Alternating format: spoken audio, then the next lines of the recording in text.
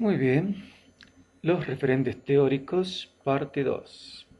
Sí, vamos a continuar repasando algunos conceptos del psicoanálisis freudiano, algo básico, ¿no?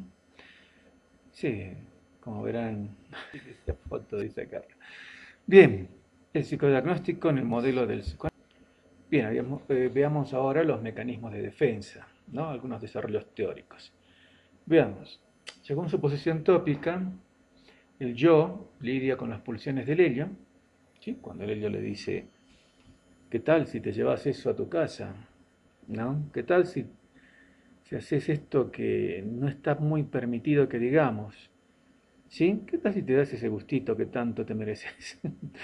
O sea, es como el diablillo, ¿no? Que está ahí dentro de nosotros, incitándonos a cometer ciertos tipos de actos un poco reñidos con lo moral o con lo que consideramos correcto, finalmente con lo que uno considera correcto, en relación justamente a los imperativos del super yo, ¿no? Que es el otro, digamos, gran, podríamos decir, gran presionador del yo, ¿no? Que está sobre él, ¿sí?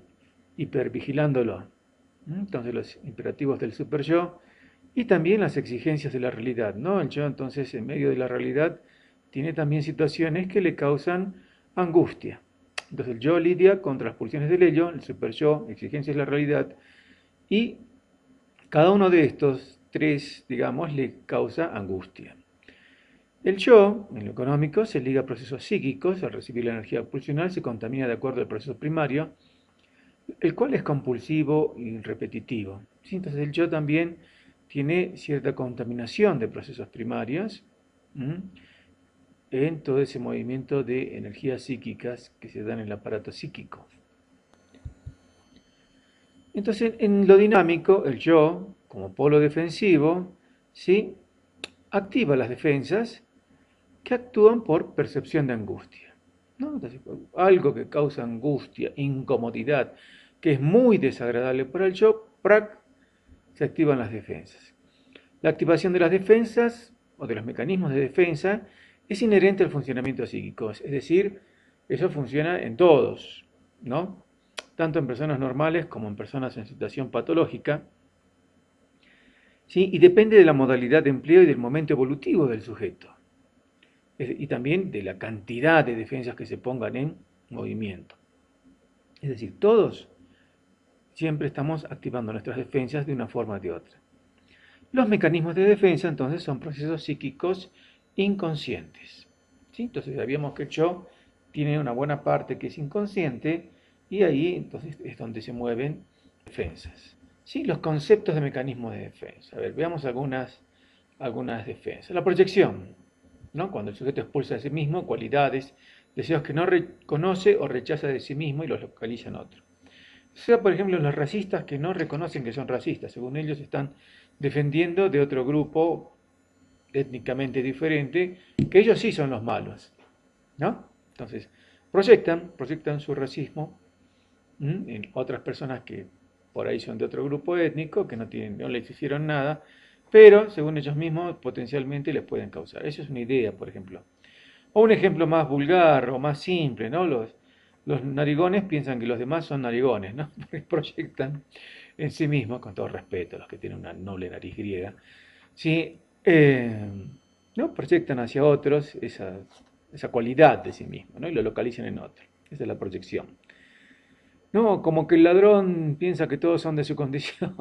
Y así en el acervo popular encontramos algunos ejemplos de esto que es la proyección y que efectivamente es una defensa, ¿no? Porque la persona, al localizar algo que le resulta desagradable en otro, como que ahí se daría el que mal de muchos consuelo de tontos, ¿sí? O puede exteriorizar su ira y su desagrado ya no hacia sí mismo, sino hacia otra persona. ¿Mm? La negación. La negación se niega a la realidad misma de la representación considerada intolerable. Bueno, generalmente cuando recibimos una mala noticia decimos no, ¿sí? Porque nos causa angustia. No, no puede ser, ¿no? Entonces, es una forma de defensa del yo, decir no, no puede ser, esto no es posible, no lo puedo creer, ¿no? Y efectivamente la persona no lo puede creer en ese momento, claro, después lo termina creyendo. Cuando sucede así, que después se termina creyendo, entonces no hay patología. El problema es cuando todo el tiempo se está negando una realidad que es bastante intolerable, sí, pero que la persona continuamente se niega a aceptar, ¿no? O siquiera a revisar. El aislamiento se separa una representación de su afecto y privada de establecer relaciones asociativas con otras representaciones, ¿no? Entonces la representación queda sin su afecto, ¿no? También igual al recibir una mala noticia la persona sigue como si nada, ¿no? Bueno, está bien, dice, ¿no?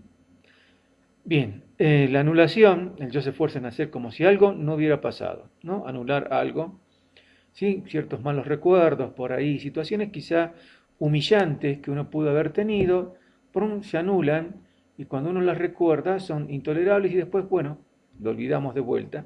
Pero bueno, en terapia lo que se debería hacer y se hace es tomar esos momentos desagradables y trabajarlos, ¿no? Trabajarlos, darles otro sentido, otro significado, porque a veces el significado que le hemos dado ha quedado, digamos, congelado en el tiempo, en una etapa evolutiva, ¿sí? Del ciclo vital, que ya no corresponde con la actual, ¿no es cierto? Y que debemos entonces revisarla y verla con la sabiduría de los 20 años después, quizás, o 10 o 15 años, no sé. ¿Sí? Muy bien, formación reactiva. Este es un clásico de clásicos, ¿no? La actitud o hábito psicológico de sentido opuesto a un deseo reprimido. Entonces yo tengo el deseo reprimido, digamos, de robar, entonces sale a lo consciente como una persona que odia a los ladrones. ¿Sí? O tengo en mi aparato psíquico el deseo reprimido, no sé, de odio hacia cierta raza o clase social, y en lo personal, ¿no es cierto? Cuando sale esa emoción hacia el lado consciente, sale con la catequis invertida, ¿no? O sea, en lugar de odiar soy un defensor de los pobres, ¿no es cierto? Pero en el fondo soy un terrible racista. Sí, eso se llama formación reactiva. Estoy reprimiendo algo que lo tengo ahí adentro, y que por ahí no lo trabajé bien o la persona no lo trabajó bien, hablemos mejor en neutro, sí, no lo trabajó bien y lo exterioriza, obviamente, de una forma mucho más sociable, ¿no? Porque resulta que no lo puede soportar. ¿Sí? Bien, la racionalización es el procedimiento de dar una explicación coherente, lógica, aceptable desde el punto de vista moral, actitud, idea, etcétera, cuyos verdaderos motivos no percibe. No se ve mucho en los políticos. El problema es que ellos racionalizan conscientemente, ¿no? El problema es lo que les creemos, ¿sí? Y los defendemos entonces, ¿no? Los defendemos. Y cuando nos dicen, no, pero mira, tu líder político hizo esto, hace lo otro, sí, le importó un corno en la Constitución en este momento y también esto, y uno, no, escúchame, pero mira, lo que pasa es que hay ciertos grupos de poder, ¿no? Entonces empiezan a racionalizar y se creen cualquier cosa y intentan hacerle creer a los demás cualquier cosa. Eso en la política. Y en nuestra vida cotidiana también, ¿no es cierto? Racionalizamos a veces nuestras malas acciones, tratando de volverlas justificables, porque nos generan una incongruencia, ¿sí? Una incongruencia personal en nuestro sentido de lo moral, ¿no? Entonces lo racionalizamos. Y la intelectualización es cuando el yo intenta controlar pensamientos y emociones, asociándolas a la idea que puede manejar conscientemente, ¿no? O hacer formulaciones abstractas. Esa es la intelectualización. Es parecida a la racionalización, pero va más relacionada con los pensamientos y emociones, ¿sí? Y la persona trata de manejarlo conscientemente, ¿no? No debo ser iracundo, no debo ser iracundo. Sí, ¿no es cierto? No debo pensar en el burro. Sí, porque si pienso en el burro no va a resultar las cosas bien, ¿no? Entonces uno va intelectualizando. Son muy similares a la otra. Bien, la regresión. Y cuando se desbloquea la satisfacción de una pulsión, esta busca satisfacción en una estadio anterior. Sí, eso se ve en muchas situaciones que la persona como que actúa como un niño. Sí, o vuelve a una etapa anterior. ¿Mm? A veces en procesos de enamoramiento se da esto, ¿no es cierto? Un tipo que parecía un tipo tan centrado, de repente se vuelve un adolescente, ¿sí? Se va a una etapa anterior que supuestamente estaba superada, ¿no? Entonces, se puede dar. Eso como un ejemplo chiquito, ¿no? Bien. La idealización es la identificación con un objeto idealizado que contribuye a la formación y enriquecimiento de instancias ideales, ideal del yo para defenderse de impulsos destructivos. Ese es el tema, defenderse de impulsos destructivos, ¿no? Entonces, yo idealizo a un santo, por decirles, San, no sé, San Benito, ¿sí? Y, bueno, me sirve eso para defenderme de impulsos destructivos, pues soy una persona insoportable, ¿no? En realidad, o con los líderes, con algún tipo de líder, un líder espiritual o un líder político, ¿no es cierto? Lo colocamos, ¿no? Todo eso, todas sus características o algunas de ellas en nuestro ideal del yo, ¿no? Para defender los impulsos destructivos. Esto es muy, muy interesante, esto de la idealización, ¿sí? Porque pensemos en una persona por ahí que de repente su ideal del yo se transforma, ¿no es cierto? En otras escuelas lo llaman núcleo de ensueño esto. Y el tipo decide ser, no sé, Clint Eastwood, ¿no? En la película Bueno y el malo y el feo. Entonces la persona cambia su forma de ser, ¿no? Y se vuelve mucho más serio, ¿no? Trata de ser hasta una suerte de vaquero que defiende a los pobres y a los débiles, ¿no? Pero en realidad está ahí tapando impulsos destructivos que tiene. La desmentida es cuando el yo refuta o rechaza algo que afirmaba antes en relación a alguno de los tres amos, propio del fetichismo, ¿no? Cuando el yo entonces agarra una parte de la realidad, ¿sí? O de las mociones pulsionales del ello, o de las demandas del super yo, lo tapa, ¿m? Y así entonces se adapta mejor a la realidad, obviamente, porque eso le genera mayor tranquilidad. Es propia del fetichismo. Después vamos a hablar del fetichismo. Desestima. Desarticula las leyes de los procesos secundarios del yo y reemplaza la realidad por su alucinación, no propia del esquizofrénico, el psicótico, ¿sí? Que la persona entonces empieza a escuchar voces, etcétera, y finalmente termina en otro mundo, sentado en una silla, moviéndose, balanceándose, pero dentro de su mundo interior, él es el rey del universo. Yo les comentaba, por ejemplo, que vean el final de la película La Naranja Mecánica, ¿no es cierto? Donde el muchacho termina ahí, creo que en un manicomio, y tiene en su alucinación, él es el tipo, un tipo bárbaro que creo que está con una chica, etcétera, etcétera. Bueno, pero véanla, no se lo voy a contar.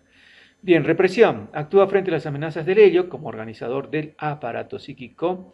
Si esta defensa fracasa, lo reprimido busca acceder a la conciencia y la satisfacción. Sin la represión, reprimir algo. No, no, no, no, no. Y cuando sale, ¿sí? Accede a la conciencia y la satisfacción. No debo comer, no debo comer, no debo comer. No, no me gusta comer. No Y la persona después se pega unos atracones bárbaros, ¿no? Concepto de salud en Freud. Él plantea la continuidad entre normalidad y patología, o sea, es más o menos como dimensionalista. El síntoma para Freud es la sustitución de ciertas operaciones de represión. Todos producimos síntomas, pero nos diferenciamos por su número, intensidad y distribución. Sí, de hecho, creo que no hay nadie que no tenga algún tipo de síntoma. Y de hecho, Freud afirmaba eso, ¿no es cierto? Que todos somos más o menos neuróticos, para empezar.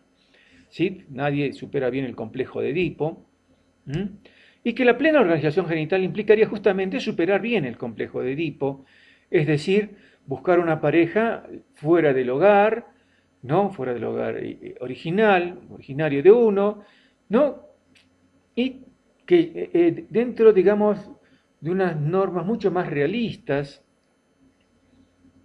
esa sería la superación del complejo de Edipo, la asunción de la castración, que suena medio raro, que significa que la persona sabe reconocer la autoridad, sabe reconocer que hay límites, y la aceptación de la prohibición del incesto, ¿no es cierto? O sea que, bueno, básicamente significa no tener relaciones sexuales con familiares, pero esto más en el ámbito psicológico significaría eh, buscar una pareja bastante lejana a la familia propia, ¿sí? Y que la persona tenga cierta, no cierta, tenga una madurez, ¿no? Tenga una madurez sexual sobre todo y en el desarrollo de su propia personalidad. Para Freud hay tres orígenes del sufrimiento humano: la naturaleza externa, o sea, no, mucho viento, mucha lluvia, mucho frío; la naturaleza propia, más relacionado con los impulsos del ello, ¿sí? Y los otros seres humanos que a veces son bastante embromados, ¿sí? Sobre todo en nuestro medio.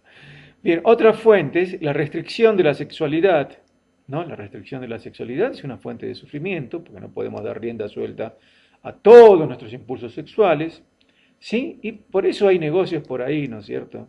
Donde la gente va y esa restricción de la sexualidad la suelta, ¿no? O restricción de la agresión, ¿sí? Que también es otra fuente y que generalmente en los partidos de fútbol la persona puede volverse más agresiva, ¿no? En algunas situaciones en general consideradas juegos, ¿no? Pero que son formas de soltar la agresión o de liberar esa agresividad. ¿Sí? El diagnóstico con técnicas proyectivas. ¿Qué queremos nosotros? Repetimos, conocer la naturaleza del yo, si este es débil, fracturado, inmaduro, qué tipo de conflicto con el ello, con el superyo, con la realidad, ¿sí? El estado del superyo, si es castigador, severo, si está bien estructurado o no, cuál es el ideal del yo, qué valores guían al sujeto, las mociones pulsionales del ello, el estado de la represión, si hay invasión o no, si es un tipo agresivo, qué tipos de goce tiene el individuo, todo esto a través de las técnicas proyectivas. Tenemos que llegar a eso en este curso. Conocer si hay superación del complejo de Edipo, ¿sí? Cuál es la relación con los padres, si hay conflicto con alguna figura parental, ¿no? A eso se refiere también la superación del complejo de Edipo, el estado de la represión, si está bien instalado con éxito o no, ¿sí? O por ahí es demasiada represión. Procesos primarios y secundarios, ¿hay invasión de procesos primarios sobre los secundarios? Eso es lo que nos interesa. Las defensas, ¿no? Las defensas típicas del cuadro, como ser en la neurosis represión, en la psicosis desestima, en la perversión desmentida, y defensas típicas del cuadro, que lo vamos a ver en otro cuadrito dentro de poco. ¿Sí? Los conflictos, la fijación, que está en este cuadro, ¿no? Entonces estos cuadritos que ustedes tienen, entonces pueden ver aquí un resumen, por ejemplo, la neurosis, qué es la neurosis, la fobia, la neurosis obsesiva, ¿no? La psicosis, las perversiones. Por ejemplo, la perversión, digamos, desviación de la pulsión sexual en su objeto y o en su fin. Tendencias parciales que no se organizan bajo la primacía, no se organizan bajo la primacía de lo genital infantil. La perversión es una defensa contra la angustia de castración. ¿Sí? Entonces, esa es la perversión. Que recuerdo muy bien, ¿no? En la neurosis se reprime y en las perversiones no se reprime. Es al revés. Gracias a mis docentes de la UBA. Bien, en cuanto a la represión, yo acepto la castración, en la neurosis, ¿no? Y en la psicosis no, hay ausencia de mecanismo, y en la perversión no hay represión, ¿sí? No se acepta la castración. Las defensas, cómo se manejan o cuáles están presentes, vamos en la neurosis obsesiva hay desplazamiento, formación reactiva. La fijación, la primera etapa fálica en histerifobia, fijación anal obsesiva. Fijación oral en la psicosis y según el tipo de perversión será el tipo de fijación en la perversión. ¿Sí? Bien, aquí tienen entonces este cuadro que lo pueden ver y que les resume, ¿sí? Lo resume eh, cómo poder reconocer. Esto es del libro de Selener y colaboradores, ¿no? El libro de técnicas proyectivas Selener. Muy bien, y esto hay que leerlo y saberlo bien, ¿no? Psicosis, hay una perturbación primaria de la realidad, relación libidinal con la realidad. Sí, la fijación es oral, se crea una nueva realidad, conflicto entre el yo más ello versus realidad. Y se caracteriza por delirios y alucinaciones. Aquí lo tienen para que lo estudien y creo que con esto hemos terminado la clase de hoy de una forma bastante breve, que es lo ideal. Muchas gracias.